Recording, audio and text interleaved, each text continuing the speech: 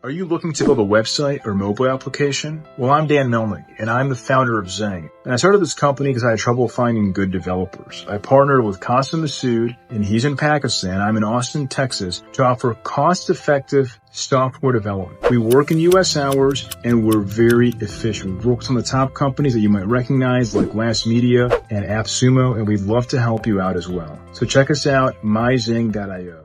Yeah, my name is Moty Cristal, and I'm a professional negotiator. I started my career years ago involved in political negotiations. I'm an Israeli, so I was involved almost a decade in the Israeli-Arab political negotiations in the 90s and late and early 2000s. Part of the Israeli prime minister's negotiation teams. As part of this profession as a negotiator, I 25 years ago started to work also in the field of hostage and crisis negotiation, hostage taking, barricade, and all this type of intense crisis communication. As a natural evolution, about 10 years ago, someone who knows me from that hostage world asked me and told me, Moty, can you speak with the bad guys? I said, that's what I do. I'm speaking with the bad guys. And he had a case involved a white hat hacker, which threatened to publish source code of their hardware. It was not what we see today. It was a much simple case with a known person.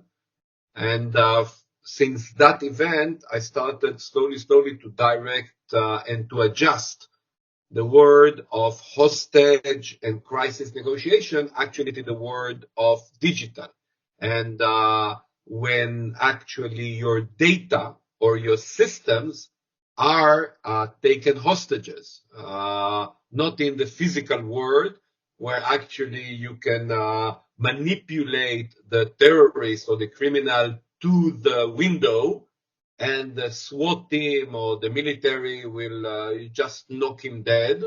In the digital world, you cannot, make a honeypot, and there the forensic team will wait for him. No, this doesn't exist in the digital world. In the digital world, in the virtual, in the cyber realm, you need actually to take advantage of professional negotiation and professional communication skills in order to support the overall management of the event. So that's I like to say that's my night job. Day job, I work in very complex problem-solving situation, which involves intense negotiations, operation, some influence campaign. This is what I do when I'm not talking with cyber criminals. So what exactly, that motivation is driving you to do, this kind of a survey? That's a fascinating question. Actually, I was never asked this question in this context. What motivates me is really to show people, clients, and sometimes my wife or my friends, that when you speak smartly with the other person, when you know how to profile them, when you listen to them, you can actually get a lot of what you want by constructing your communication in a way that will make them say yes. In the word of the famous Harvard negotiation guru, Professor Roger Fisher, with whom I had the privilege to work with many years ago, he always used the frame yesable preposition. Most of the people, regardless of age, gender, culture, most of the people are designing or crafting their communication in a conflictual structure. And when they get the no, they usually push back. Why not? It's a good offer. Take it. You should take it.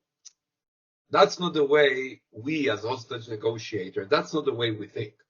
We always prefer or work or pay attention that when we present a proposal, when we present an offer, it will be presented in a way which maximizes the chances of the other side to say yes.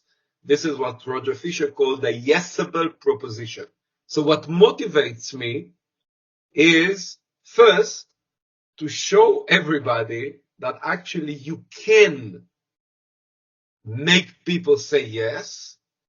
And because in parallel to my day job and night job, I also teach a lot around the world. What motivates me is to spread the knowledge, to give this way of mindset, this way of thinking about human interaction, about hostile conversation, to make people learn that there are tools, there are techniques, actually to get what you want, even with the most vicious Lockbit or Akira or any other threat actor that you're dealing with, let alone with your mother-in-law or with your wife. So, negotiation strategies. So, how do you think and how things will work? And what are the greatest projects that you worked for, and uh, how you got succeeded in it? Well, we spoke within the cybersphere, and the cybersphere, the issue of ransomware and extortion is a whole professional sphere and reality. And I will try to give you first an overview for your viewers, for your audience, and then Sai, feel free to dig in to any particular element which interests you. Okay? Yeah. When a company is hit by a cyber crisis, there is a lot of confusion, a lot of hysteria, a lot of we don't know what happened, systems are not functioning, we got threatening email, a lot of smoke, like an explosion. What I'm doing, part of professional incident response team, I work with several companies worldwide known. When we come, the first 12, 24 hours, sometimes it takes more, 72 hours, is help the client understand what happened. What we call understanding the scope of event. Is it a politically motivated group that wipe off all your data because they want to publish that we attack Israel health sector? Or is it a Chinese financial motivated group which actually just encrypted your data, didn't steal the data, and just you need to buy a decryption? Or is it a Russian-based, financially motivated threat actor known Akira, Ransom House, Lockbit, who actually exfiltrated your data, they have your data, and they encrypted your systems, and now you need to pay twice. That's double ransom. You need to pay for a non-publication of the data, and you need to pay for a decryption. We help the client understand which systems were hurt. Is the fact that there is no external communication of the system is a result of the hack, of the breach, or is just a precaution that taken by a very active CISO who decided to disconnect the systems from the internet? So the first 24, 48 hours, through technology, through communication and engaging with the threat actor, if there is a threat actor, of course. In the first, 12 to 72 hours, we help the client understand what's the scope of the crisis. Then comes the second phase, that it is mainly led by business continuity. The client usually deploy once the client understands, or the company understands what happened. The company can assess which part of the system they can continue, operate. Are we hurt only on the financial systems and the operational system are working? Is only the warehouse and logistics systems down, but the production is still going on? So usually after 72 hours, the company has a good understanding how they can continue operate the business. Of course, many times, mainly in online services or software, sometimes companies completely shut down. There's no operation whatsoever. So after 72 hours, mainly the business approach leads. We continue to do the forensic, the investigation, sometimes containment, technological containment effort, and if possible, we start to recover from backup if it didn't hurt. Usually, that's the time that myself, as a negotiator, I seek instruction from the decision makers whether we should continue and look for a deal because they need the decryption key, because the data is very sensitive and I need to pay for non-publication, or actually the company tells me, we managed to recover from backup. Please just play for time in order to prevent the publication of the data, etc., etc.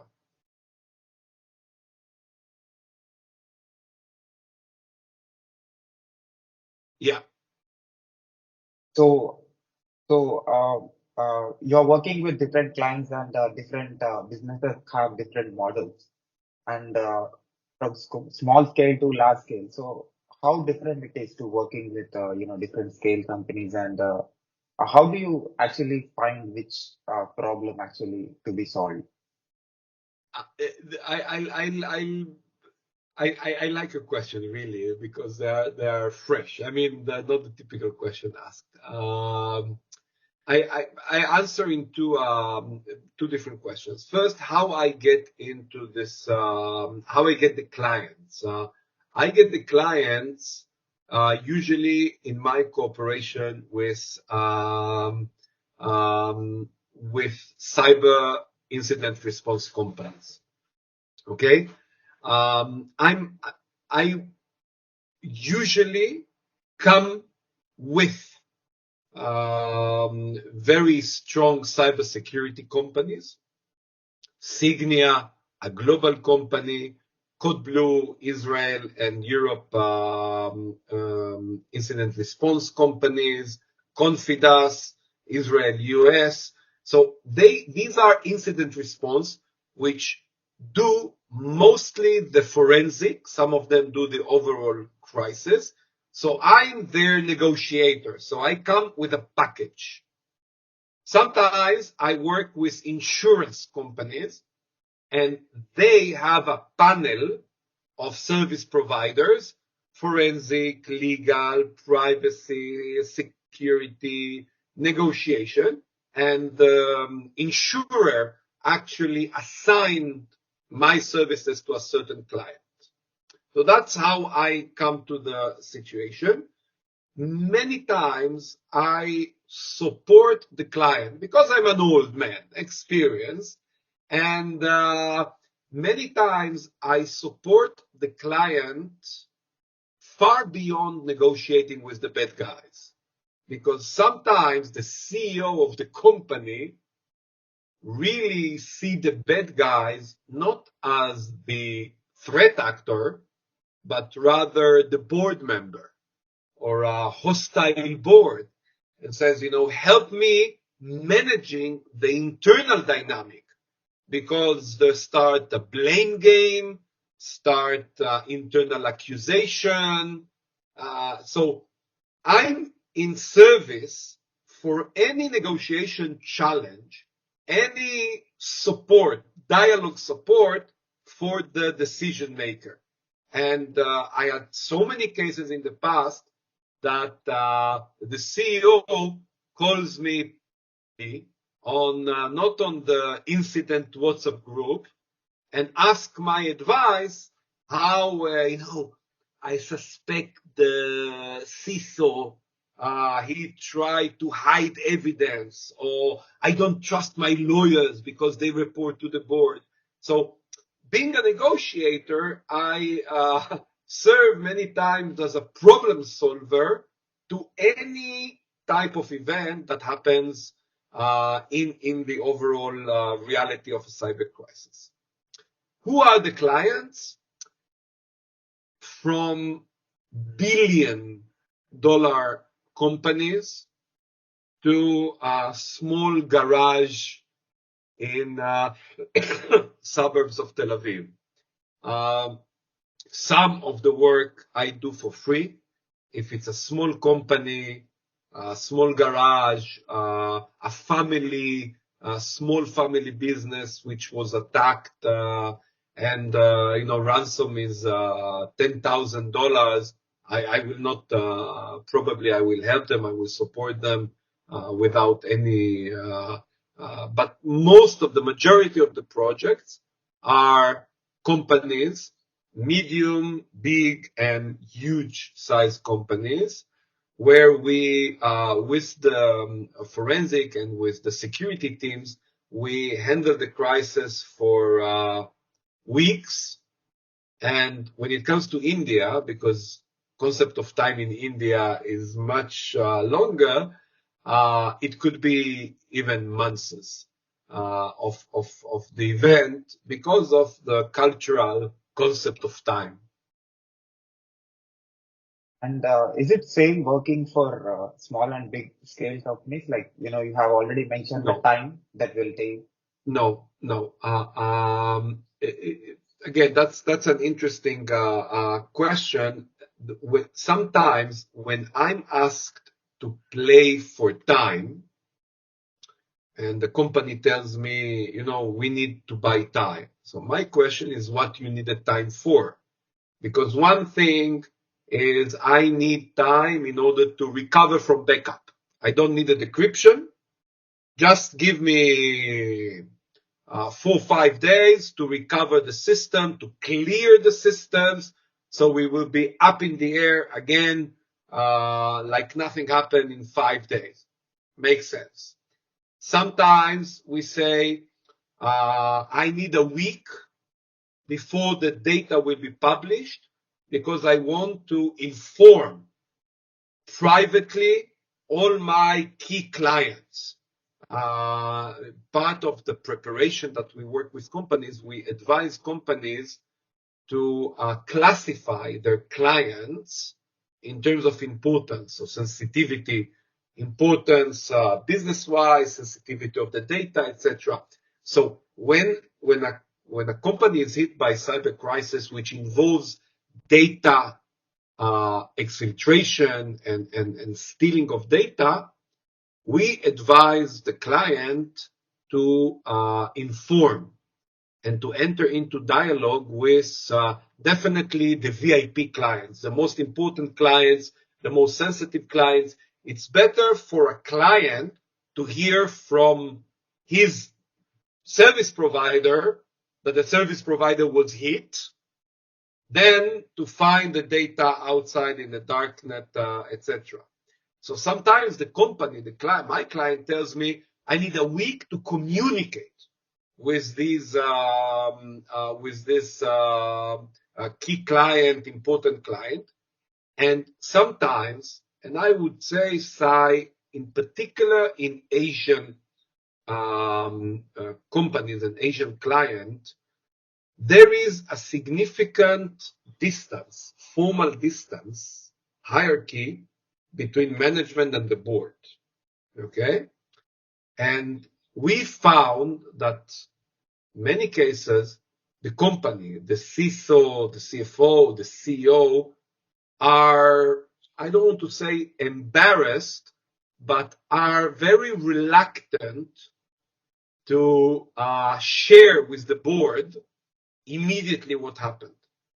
This is a very, very classic Asian feature, which doesn't exist in the West. In the West, when a crisis is hit, the company within a day immediately involves the board, and we have a very intimate and close supervision of the board on the management action and the management conduct of the crisis. In Asian countries, from what we see, from what we experience, there is a tremendous hierarchy gap between management and the board. So sometimes the time is needed in order to speak with the board, and there were events in Asia that my colleagues, not myself, from the incident response team, flew and met the board in person to brief them professionally on what happened. Why? Because of this cultural dimension of hierarchy in the in board management behavior. And working for different companies which belongs to different countries. So like I've mentioned, there is difference between West and East. And how do you find difference in working with, different parts of the planet? I think that this is probably the most interesting and fascinating. I would not say joyful because it's a crisis, but when you communicate with a threat actor and you represent and you are part of an Indian company or you're part of a German company, it's not the same communication. You have to get into the role and play. Sometimes, I will not share, of course, the screenshots, but sometimes you can even hear the accent in the way I write the messages. Because, different cultures, Filipinos or Thais are very emotional, okay? Indians are very respectful to authorities. Germans are very formal, okay? Americans always try to be friendly. British, when the British company was hacked, the British are always this very, double meaning, quite sophisticated in their text, etc. So for me, because I'm an international negotiator, not only on cyber crisis, in deals, M&A, shareholders conflicts around the world, because I'm familiar with the different cultures. For me, I adjust both my communication to the threat actor, but also my conduct with the client. If the client is a German company, I will not reply to a status meeting with general terms of trust me, it's going to be okay. I will be very, very detailed in my report to the Germans, which I don't have to do when I work with Israelis. With Israelis, I will tell them, guys, trust me, I know what I'm doing, focus on something else. So the cultural adjustment are when I work with the client in my way of behaving with the client, okay? And also in the persona that I play vis-a-vis the threat actor in different crises. So apart from being a negotiator, you also teach students. You're a professor as well. Yes. And how you developed this kind of a skill set and this kind of an understanding, and how you developed this kind of solving the conflicts between people or companies, or it can be working for a government organization.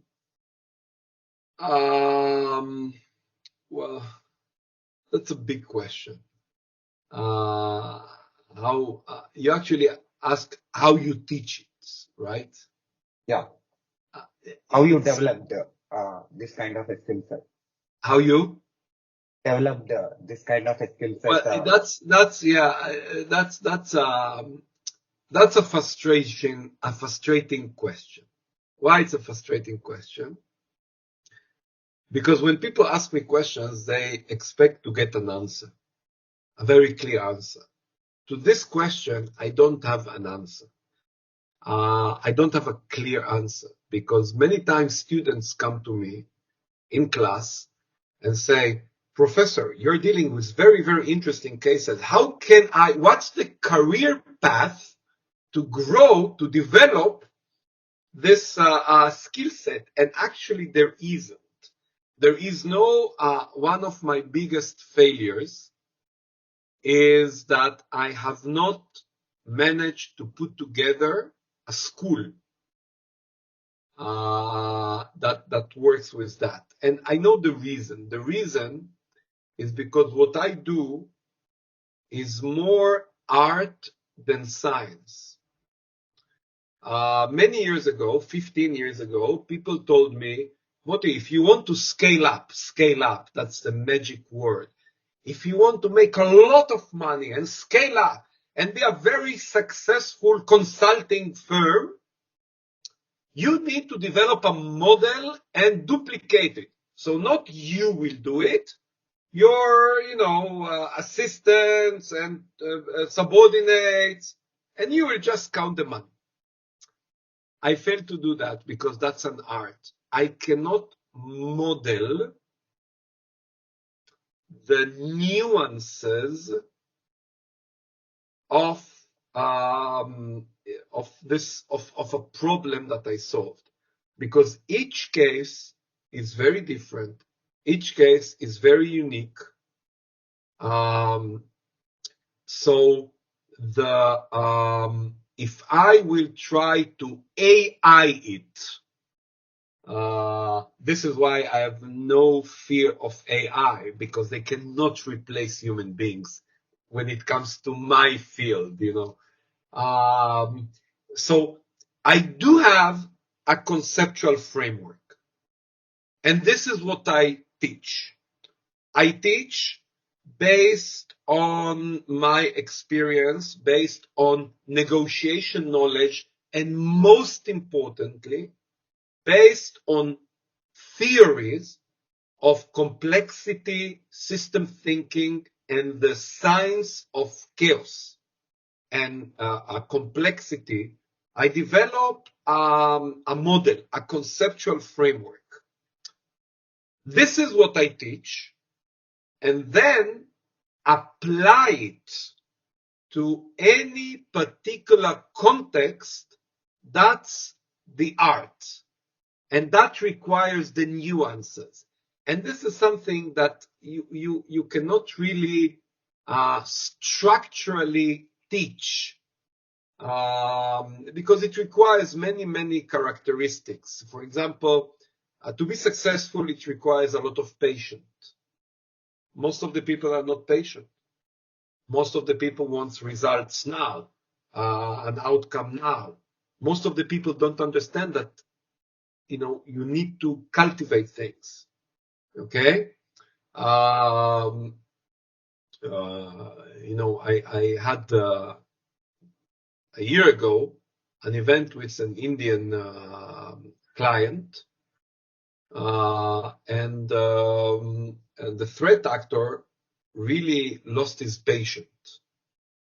And you promised today and tomorrow, and I started with the threat actor to give him a course on cross-culture communication. I told him, there are this culture, that time is different than your culture. The Italians, the Indians, the Arabs, this is the manana cultures, the time. So this AI cannot do. AI cannot, and sometimes, people are not patient. If the threat actors start to attack them, probably they will push back. Or they will say, I have nothing to do about it. My client doesn't respond to it. You need to be patient. You need to be creative. You need to do something that many, many people not necessarily do. You need to admit your failures. You need to learn from your failure. Any negotiation, any project that I finish, if it's a big project, I take a day. If it's a small project, I take an hour or so to write down, not in my head, write down the lessons learned, what I fucked up in this process. Okay? What should I improve? So all these characteristics, you cannot model it. You need to be someone who's very passionate about human being. You need to be someone who's very curious about new things. You need to be someone who really expects things that are not expected. You need to be someone who feels very comfortable with uncertainty. You told me, let's do this interview, and I said yes. I let you know, and you said okay, let me know, Moty, whenever you can. And then I told you yesterday, let's do it today. Most of the people are not working like that.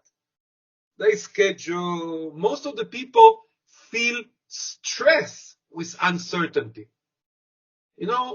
I educated myself. It's not about development. I educated myself to say, I don't know.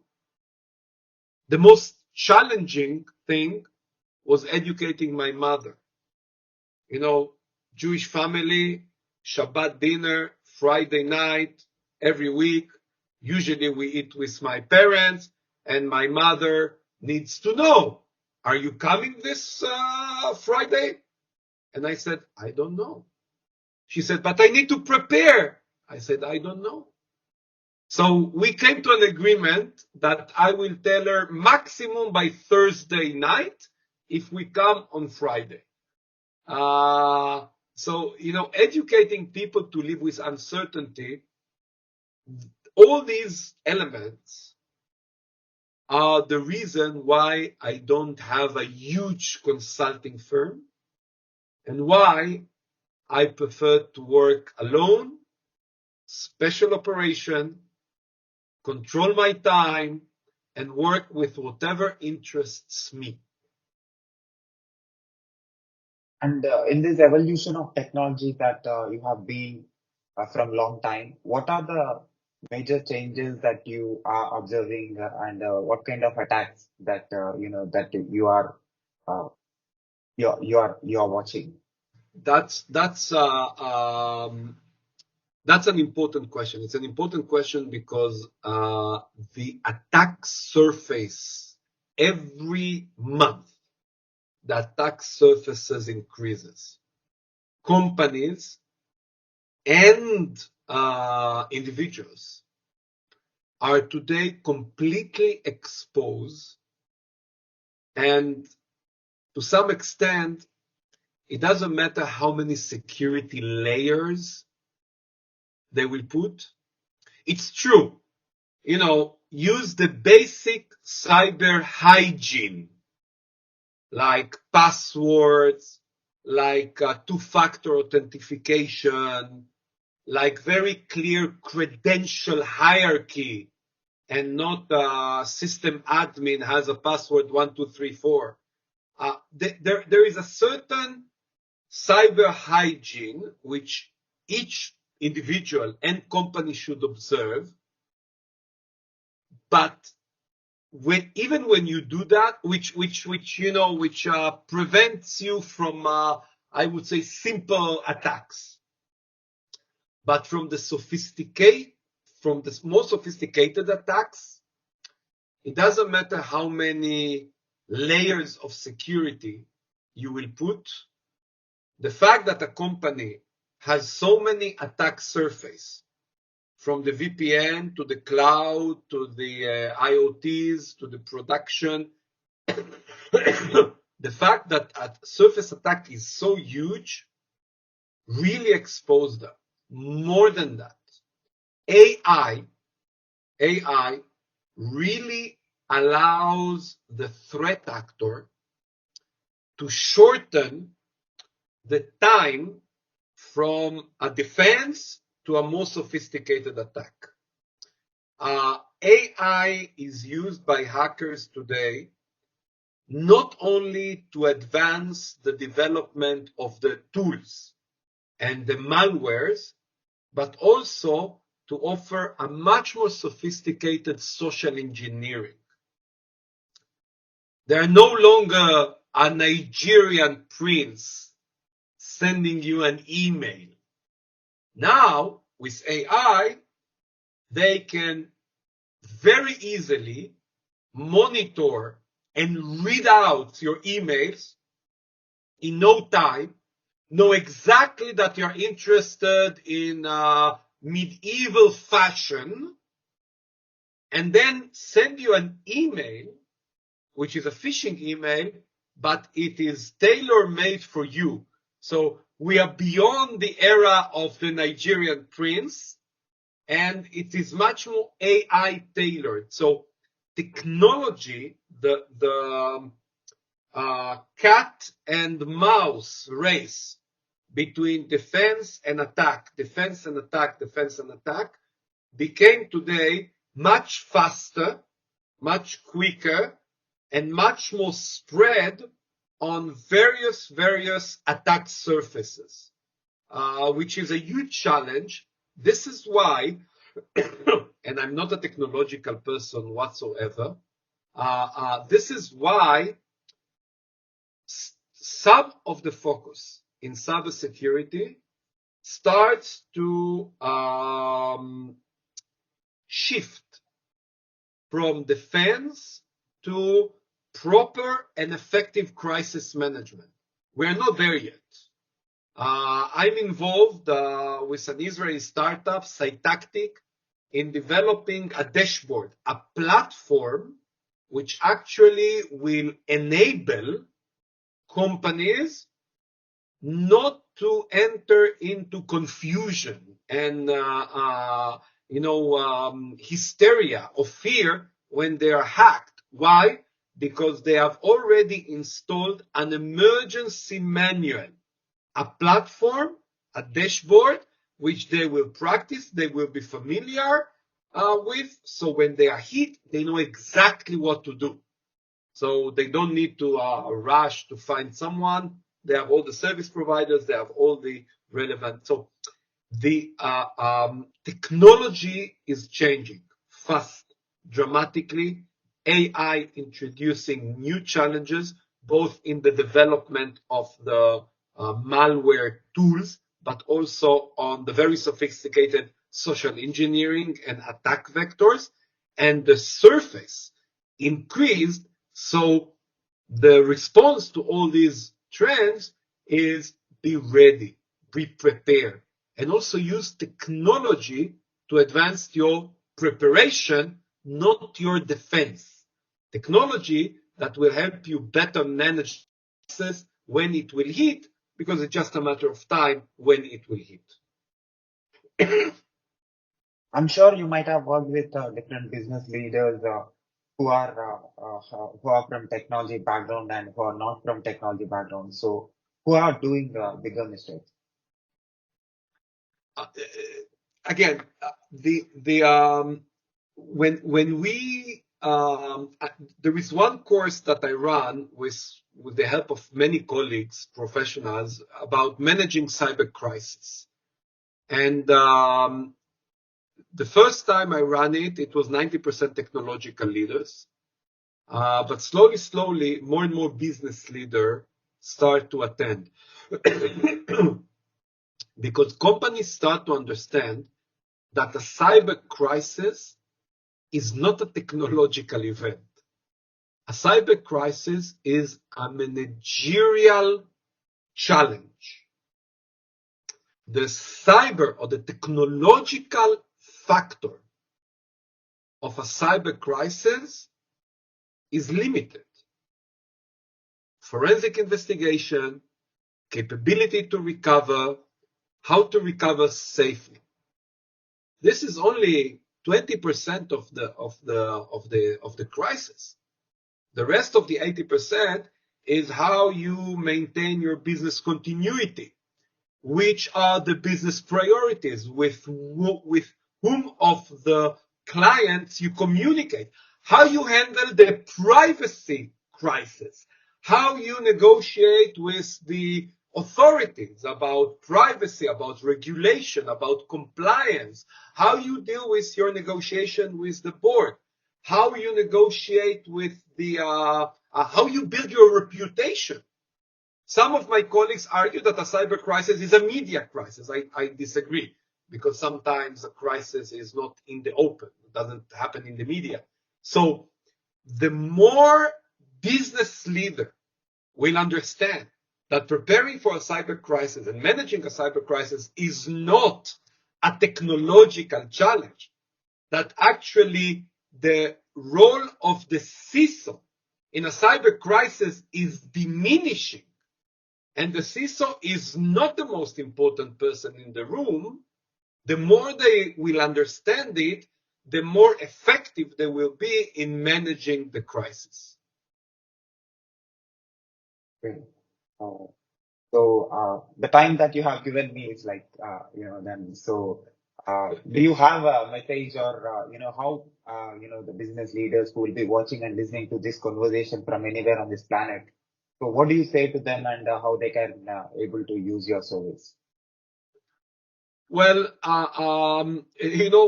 when I ask this question, the first answer, the immediate answer is, have my mobile on your speed dial.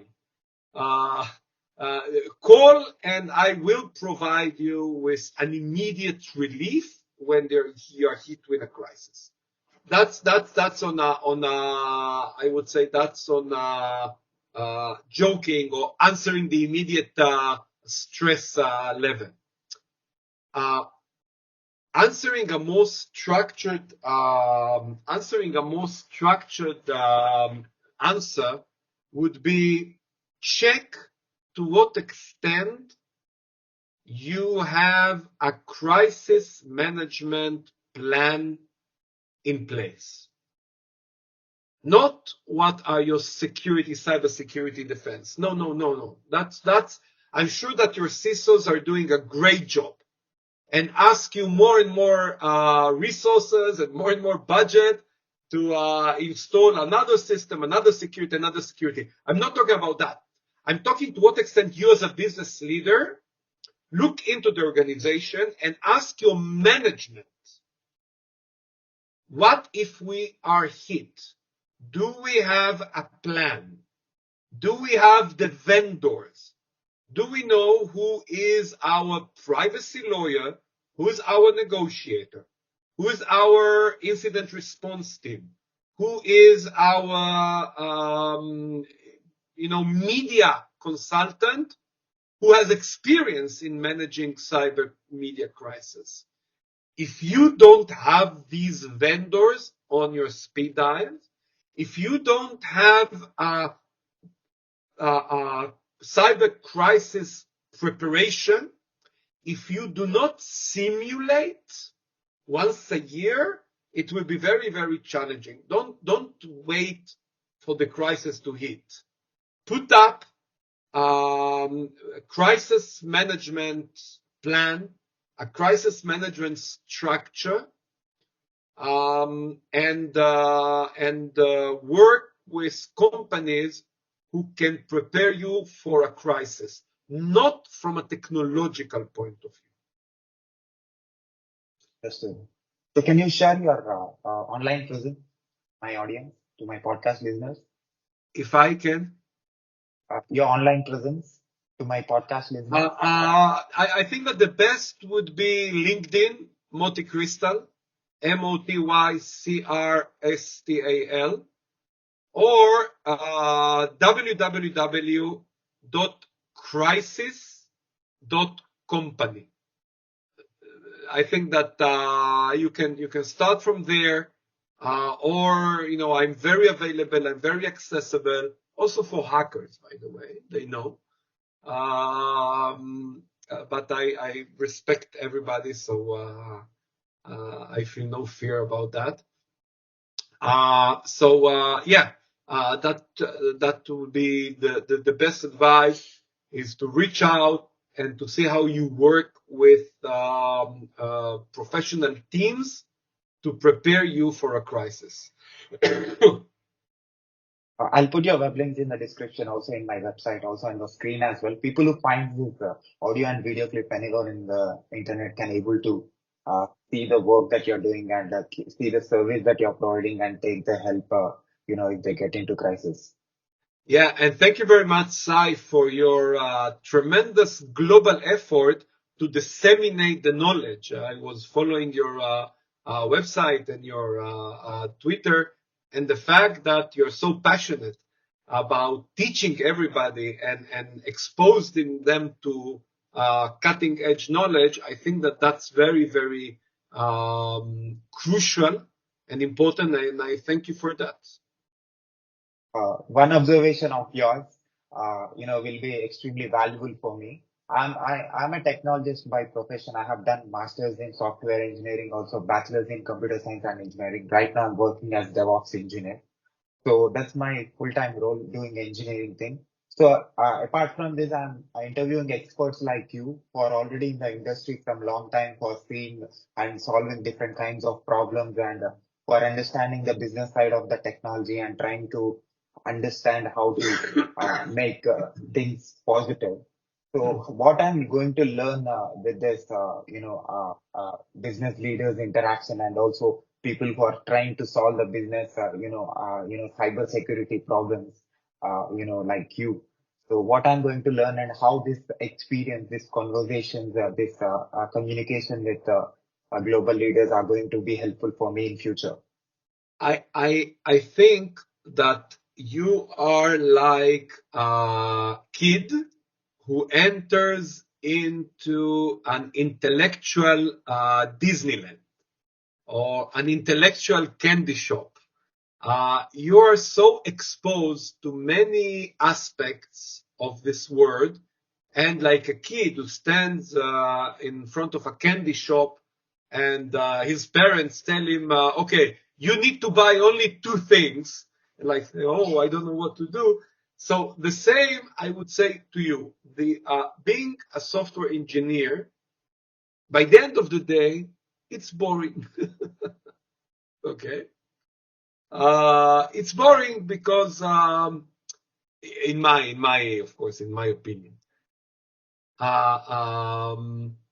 it's boring because the challenge is solvable. You will work hard, you will find the solution.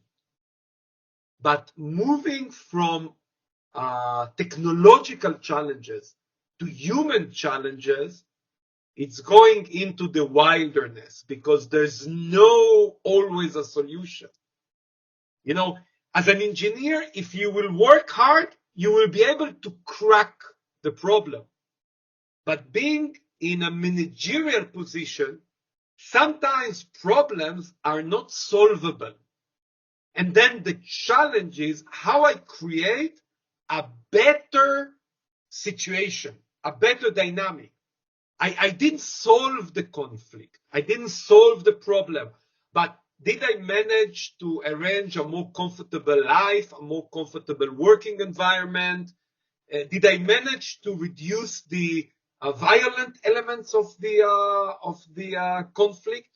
So you, as a software engineer, if you're in love with cracking and solving engineering or technological challenges, fine.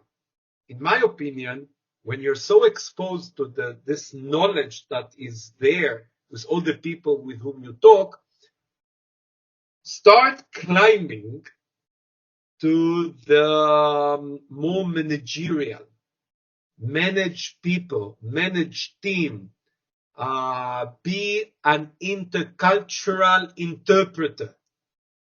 Okay, help Indian companies better negotiate or better build partnerships around the world with China, with Russia, with the West, with Africa, with Latin America.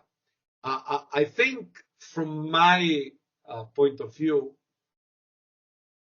climbing up to more human managerial challenges, this is where you should take advantage of all the knowledge that you have. Your extreme observation and your valuable information about my work, and since you have been doing a lot of managerial positions, and helping businesses, and you telling me this, I'm very small person, you telling this, it means a lot to me, and it helps me and makes me drive my work more, and makes me do more great things with this. I'm sure I'll say this, particular words of yours, and all my life, and I believe that this will help me in doing great things like you do. Can I put this video on? Can I put this video on my YouTube channel with your permission? Yes, please do. Yeah. And also, can I put this audio and video clip on my podcast, website, internet, social media, everywhere with your permission? Yes. Yeah. You have permission. Yes, of course. Thanks, Moty, for your valuable time and sharing your work and answering to some of my questions. Thank you very much, Sai, for the work you do, and we will be in touch. Thanks. Thank you, sir. Take care. Bye-bye.